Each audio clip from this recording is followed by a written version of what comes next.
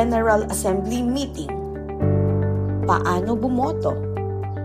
Para sa online na pagdalo, tingnan ang SMS o email at i-click ang link.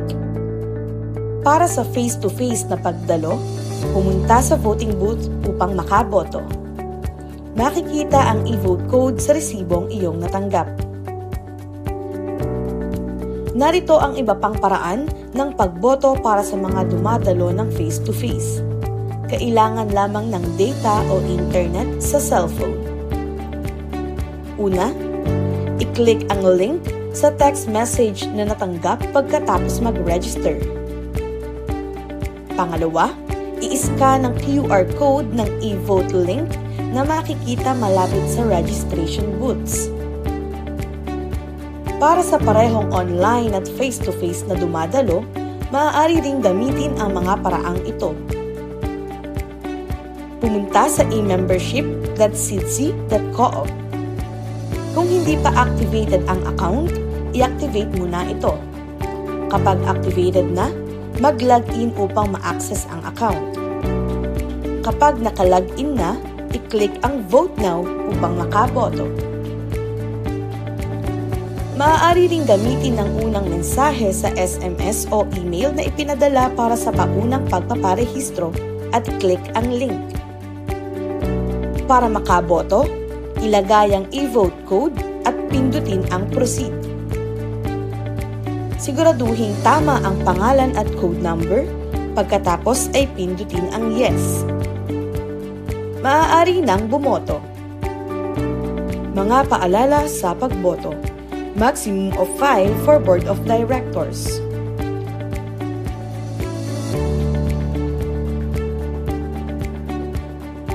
Maximum of 2 for Audit Committee.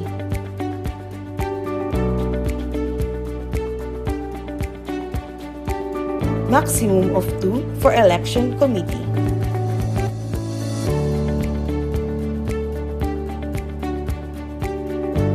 Cluster Representative. Maximum of 3 for Batangas 1 Cluster. Maximum of 1 for Batangas 1 Cluster TCC area. Tingga Itaas, Sorsogon Ilaya at Sorsogon Ibaba. Maximum of 7 for Batangas 2 Cluster. Maximum of 1 for North Luzon Cluster. Maximum of 6 for Mimaro Cluster. Maximum of 1 for Visayas Cluster. Maximum of 1 for Palawan Cluster.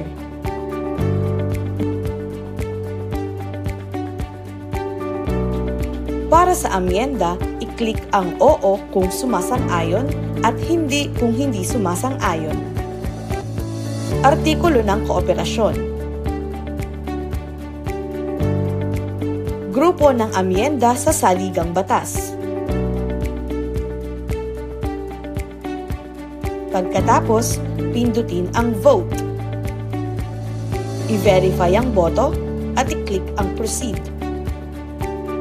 Makikita ang kumpirmasyon ng boto. Maraming salamat po.